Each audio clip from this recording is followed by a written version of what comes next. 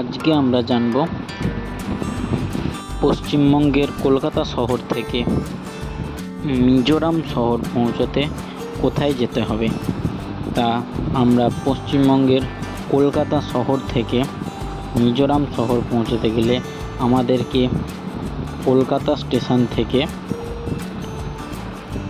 ভৈরবী station পৌঁছতে হবে এবং এই ভৈরবী স্টেশন পৌঁছে আপনাদের স্টেশন থেকে 1.5 থেকে 2 কিলোমিটারের মধ্যে আপনারা ভালো সুন্দর রিসর্ট বা হোটেল পেয়ে যাবেন। এই হোটেলের মধ্যে আপনারা চেঞ্জ করে নিয়ে এই গোটা মিজোরাম শহর আপনারা ঘুরতে পারবেন।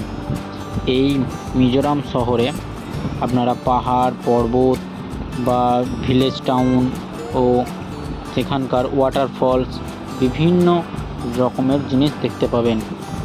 এই ওয়াটারফলস বা ওখানকার টপ 10 প্লেসেসদের মধ্যেও অনেক কিছু আছে। ওখানকার সোলোমন টেম্পল বা আইজওয়েল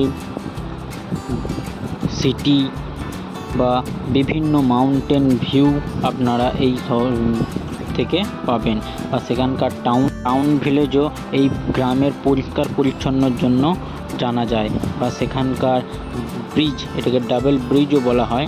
আর ন্যাশনাল পার্কও আছে এই মিজোরামে।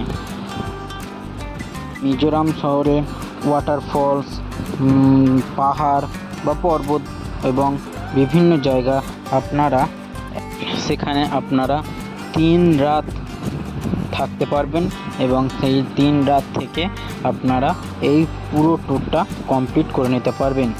এই ট্যুরটার মোট খরচ হবে 3000 থেকে 4000-এর মধ্যে আপনাদের এই ট্যুরটা পুরোটা কমপ্লিট হয়ে যাবে। তাই আপনারা যদি মিজোরাম শহর যান তাহলে এই ট্যুর কমপ্লিট করতে পারেন।